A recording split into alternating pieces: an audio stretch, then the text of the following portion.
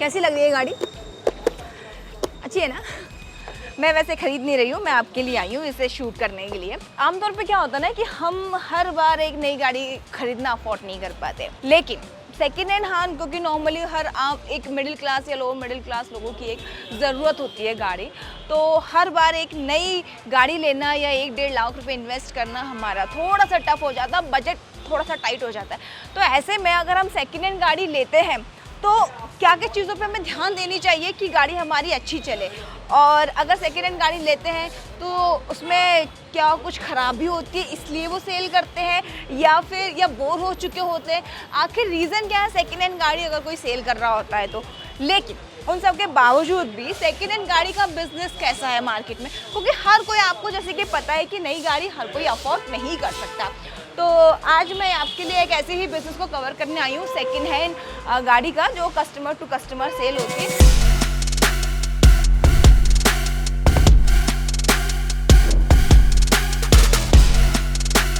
तो सबसे पहले देख लेते हैं यहाँ पे कितने टाइप्स की गाड़ियाँ हैं, मतलब कितने टाइप्स की बाइक्स हैं। तो सबकी जो फेवरेट रहती है वो होती है बुलेट।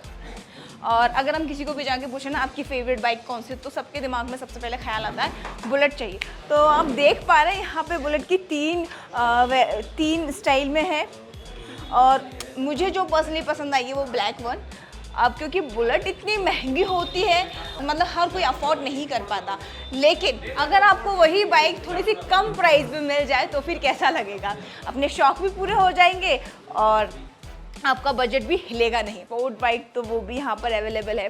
सिंपल जो हमारे पापा या चाचा या दादाजी लोग चलाते थे उस टाइप की सिंपल बाइक्स भी यहाँ पर अवेलेबल है। तो यहाँ पे काफ़ी सारी बाइक्स हैं और काफ़ी रीज़नेबल प्राइस में है, और अगर आप इन्हें देखोगे तो आपको लगेगा नहीं कि सेकेंड हैंड, एकदम बिल्कुल पॉलिश करके साफ ऐसी चमक मारी ना गाड़ियाँ, लिटरली मुझे खुद विश्वास नहीं हो रहा कि ये सारी सेकेंड हैंड है। लेकिन और इसमें सबसे अच्छी बात पता है क्या, इसमें आपको वारंटी भी मिलती है। तो चलिए जानते हैं कि इसका बिजनेस कैसा है। अगर आप इस बिजनेस को शुरू करना चाहते हैं तो क्या प्लानिंग रहनी चाहिए, कौन कौन से सर्टिफिकेट की आपको ज़रूरत होती है, लाइसेंस कौन कौन से चाहिए होते हैं, और इसमें इन्वेस्टमेंट कितना रहता है, ये सारी चीज़ें आपको बताएंगे। और हाँ, नई गाड़ी लेने जाते हैं तो लोन आपको मिल जाता है जिससे आप इजीली अफोर्ड कर सकते हैं। लेकिन क्या आपको ये पता है कि अगर आप सेकंड हैंड गाड़ी लेते तो भी आपको लोन मिल सकता है? तो फिर देरी किस बात की, चलिए जानते हैं इस बिज़नेस को कैसे शुरू कर सकते हैं, और अगर हमें इस पर लोन लेना है तो उसकी क्या पूरी प्रोसेस रहती है, इसमें कैसे आप अपना मार्जिन निकालते हैं। बहुत अच्छी चीज़ है और काफ़ी एक्साइटिंग है, और मुझे लगता है आपको बहुत पसंद आएगा, क्योंकि ये बिज़नेस हर वर्ग के लोगों के लिए है।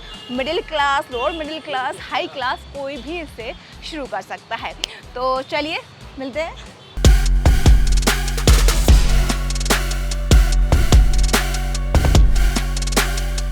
तो इस वक्त मैं बेंगलुरु के बनाशंकरी में, जैसे कि आप ऊपर नाम देख पा रहे हैं, बाइक नेशन, और ये है बाइक नेशन के ऑनर मिस्टर खान। तो थैंक यू सो मच इतना वैल्यूबल टाइम हमें हमारे साथ शेयर करने के लिए।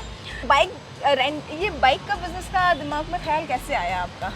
ऐसे ही प्लानिंग किया आया।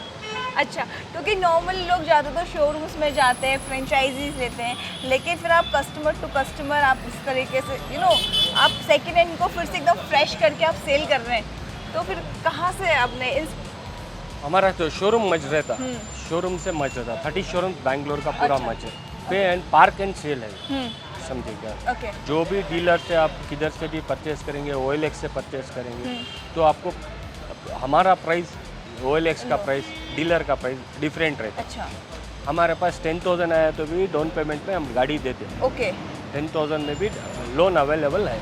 अच्छा, तो मतलब इसमें लोन भी है? लोन भी है। जैसे कि मैंने आपको बताया था कि आपको ऐसा लगता हो कि नई गाड़ी लेने जाते हो लोन की ज़रूरत पड़ेगी, लेकिन एक चीज़ मैं आपको बता दूं कि अगर आप सेकेंड हैंड गाड़ी भी लेते हैं ना तो उसमें भी आपको लोन मिल जाएगा। तो अगर हमारे यूज़र्स जो देख रहे हैं या इस तरह की गाड़ी में जो इंटरेस्टेड होते हैं सेकेंड हैंड बाइक्स लेने में, तो कंफर्मेशन कैसे होगा कि हाँ ये सही है? तो आपको हम डॉक्यूमेंट स्पॉट पे देते हैं। अच्छा। समझे क्या? हर एक चीज़ वेरिफिकेशन करके हम लेते हैं। अच्छा। ये RTO में रहते हैं, इंश्योरेंस में रहते हैं, हर एक चीज़ पे हम ये करके लेते हैं। Correct. आ जाइए अंदर में बिल दिखा देता हूँ आपको। आपको वेरिफिकेशन रहता, हमारा CFAM रहता, हमारा एसोसिएशन का बिल रहता। अच्छा, मतलब पूरा पक्का काम रहता पूरा है ये? पूरा बिल टू बिल होता। अच्छा। इधर प्राइस रहेगा, इधर कमीशन रहेगा, इधर ट्रांसफ़र रहेगा, समझे क्या? इधर कस्टमर का नेम आता, हमारा सील आता, सिग्नेचर आता। ओके। लेकिन मैंने ना एक चीज देखी, आपकी गाड़ियों में एकदम बिल्कुल शाइन मार है, एकदम बिल्कुल नई गाड़ी जैसी। पॉलिशिंग करवाते हैं। अच्छा, सारी पॉलिशिंग होती है, तो जब आप वहाँ से लेते हो तो आप सारी गाड़ी में पॉलिशिंग? हाँ, पॉलिशिंग इधर लेके आके पॉलिशिंग कराते हैं। अच्छा। पॉलिशिंग करा के सर्विसिंग होके शोरूम से आता है, बस इधर पॉलिशिंग होता है। ओके, तो काफ़ी सारी चीज़ें मेंटेन, एकदम सीट भी काफ़ी सही है। तो इसमें ये रहता है कि कभी कभी रहता है कि इंजन खराब होता है, कुछ कुछ पुरानी गाड़ियाँ हो जाती हैं। हम पहले ही चेक करके लेते हैं अच्छा। गाड़ी। इंजन खराब रहा तो सर्विसिंग उधर ही करा के गाड़ी लेके आते हैं शोरूम। अच्छा, तो सर हमने ऐसा देखा है कि बाइक में ना, मतलब अब कोई भी हम गाड़ी ले रहे हैं, 2 व्हीलर या 4 व्हीलर, उसमें रहता है कि कितना किलोमीटर ये चला है, तो उसके हिसाब से भी हम प्राइसिंग डिसाइड करते हैं क्या? नहीं नहीं, ऐसा नहीं होता। गाड़ी का मेंटेनेंस के ऊपर, गाड़ी का मॉडल के ऊपर सभी जाते। एक छोटा एक 2-3,000 का डिफरेंट रहता है। अच्छा। इंजन गियर बॉक्स की वारंटी रहती, डॉक्यूमेंटेशन की, हर एक चीज़ की जवाबदारी हमारी रहती है। तो आपका कुछ ऐसा रहता है कि हाँ, हमारे पास जैसे कि 2015 की गाड़ी, 2018 की गाड़ी, या अभी रिसेंटली 2022 की गाड़ी है, इसमें कुछ प्राइस में ऊपर नीचे रहता है? ऊपर नीचे रहता है। ऊपर नीचे रहता है ना। तो सर एक चीज़ मैं और जानना चाहूँगी, जैसे कि आपने ये लोकेशन चुनी है, इसके कोई स्पेसिफिक रहता है कि इस तरीके के बिजनेस को शुरू करना है तो ऐसी लोकेशन होना चाहिए? इधर मैंडेटरी मार्केट है, इधर मार्केट है इधर। मार्केट के हिसाब से ही होता है। तो सर मैं एक चीज़ जानना चाहूँगी, आप अगर एक बाइक लेते हो तो उसमें आप कितना मार्जिन निकालते हैं? 2,000 रुपीज़ मार्जिन रहता है बस। फिर डिपेंड। पार्किंग है, पार्क एंड सेल है ना, वो एसोसिएशन का भी रहता है, टैक्स रहता है, सब जाके 2,000 से 3,000 मिनिमम एवरेज उतना तो रखना ही पड़ता है। और अगर आप बाइक लेते हैं वहाँ से, शोरूम से, तो वो आप इन हैंड कैश में लेते हैं? नहीं, इन हैंड नहीं लेते हम। गाड़ी हमारे शोरूम से टाई अप होते हैं ना, वो जब आपको गाड़ी स्पॉट पे सेल हो जाती तो एडवांस डला लेके हम डॉक्यूमेंट स्पॉट पे कलेक्ट कर लेते हैं। अच्छा, तो फिर वहाँ से रहता हाँ, वहाँ से कलेक्ट कर लेके आके इधर ये करते हैं, उसको customer to customer direct deal होता है।